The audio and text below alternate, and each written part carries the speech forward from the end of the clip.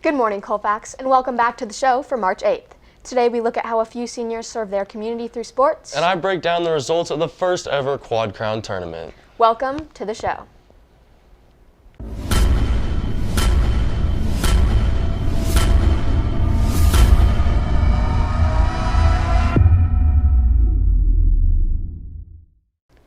Summer break is a great time to get involved with volunteer work, internships, or a job, all of which are great for your resume.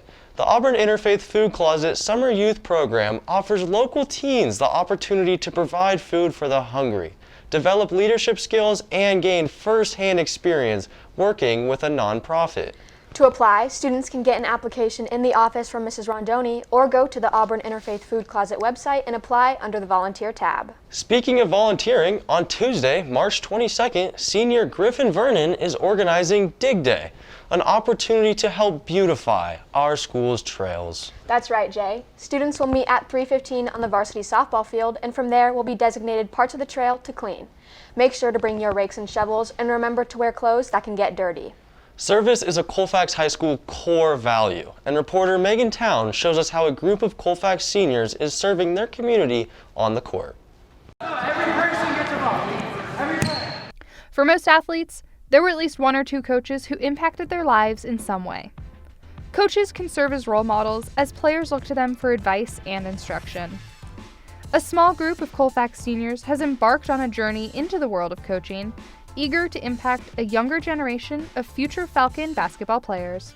So I was just in class one day and Miss Diedrichs came up to me and told me the situation about her son's team not having a coach and asked if I'd like to bring a couple of my friends in to do it with me, and I thought about it and said yes. Coaching along with Connor are Luke Green, Jimmy Smith, and Joe Siner. All four have played basketball in the past, starting between the 3rd and 5th grades. Luke and Joe continue to play basketball and were team captains of this year's Colfax varsity team.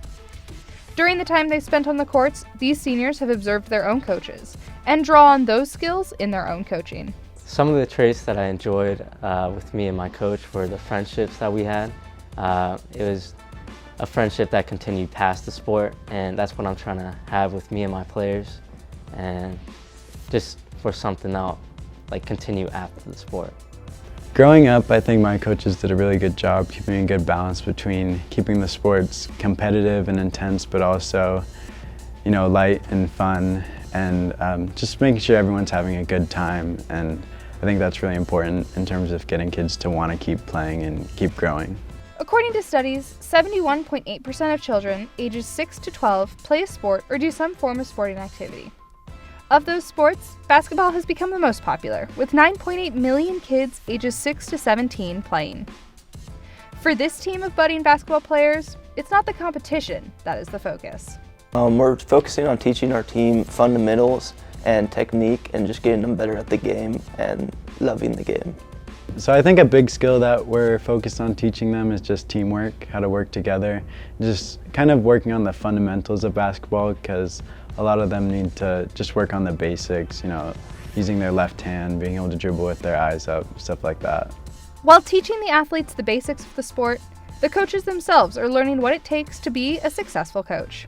Coaching has taught me to be more patient with kids, adults, throughout my school work, and I think it'll help me throughout my life, even if I become a teacher or a father, something like that. I think it'll help me out. With some experience under their belt, both Luke and Jimmy look to continue their coaching careers into the future. In the future, I see coaching being a part of my life, as I just really want to coach and love seeing kids progress, but also if I have kids in the future, just coaching them for football or basketball or any sport. Coaching is something I wanted to do in the future. For my kids' teams, other kids' teams, I wanted to keep the coaching and player connection going because it's a great experience, and I would suggest it to anyone who has the opportunity to do it. For now, however, the coaches are concentrating their efforts on keeping their team focused on growing as players, and that is even yielding some exciting wins. These coaches are eager to see how the rest of the season unfolds and helps their team to love basketball even more. Reporting for CTV with camera ops Garrett Reinhard and editor Glenn Hooker, I'm Megan Towne. Coaching seems like a great way to give back to your community. No kidding. I might just have to find a Little League team to coach with my teammates. Falcons, this week, Spring Fling tickets are officially on sale. Prices are $10 with an ASP card, $15 without, and $20 at the door. Remember to purchase your tickets this week in the quad. Leadership sure has been hard at work planning activities for our school. 2 weeks ago, the Quad Crown tournament wrapped up, and Jay has this recap. The Quad Crown event came to a close on February 25th. The four-tournament competition hosted by Leadership has been enjoyable for people participating and watching. The event kicked off with ping pong, where sophomore Nick Bazzaroni tried to defend his 2021 title, but was knocked off by the eventual winner, another freshman, Austin Leiden. Next, Mario Kart took center stage, where players battled it out on the sticks for over a week because the tournament was so big. In the end, it was Devin Fagette taking the title over Joseph Painter. When the Mario Kart stage finally calmed down, the quiet yet competitive chess tournament saw both a pro and amateur player crowned. In the pro division, it was Silas Hurin, and in the amateur division, it was Marcus Mader. But the big news was second place finisher in the pro division, freshman Dylan Holloway had become the first player to earn points in 2 tournaments and had taken the overall Quad Crown lead. Heading into the dodgeball tournament, there was a lot of energy surrounding 2 senior teams, Wilma and Movers and Groovers. But it was the upstart freshman Tater Tots, led by none other than Dylan Holloway, the faculty team, and a junior team, the Dodge Fathers, that shocked team after team in the early days of the tournament. With 14 teams signing up, it would take nearly 2 weeks to get to the semifinal, where the Dodge Fathers beat the Tater Tots. Team Wilma took down the Movers and Groomers, eliminating them, and set up Wilma versus the upstart Tater Tots to see who would go to the championship. Wilma came out victorious, setting up the 2022 championship showdown with the Dodge Fathers. The Dodge Fathers were undefeated, only needing 1 win, while Wilma, who came from the losers bracket, would need 2 wins. In a competitive best-of-3 series, the Dodge Fathers beat Wilma to remain undefeated and take the championship.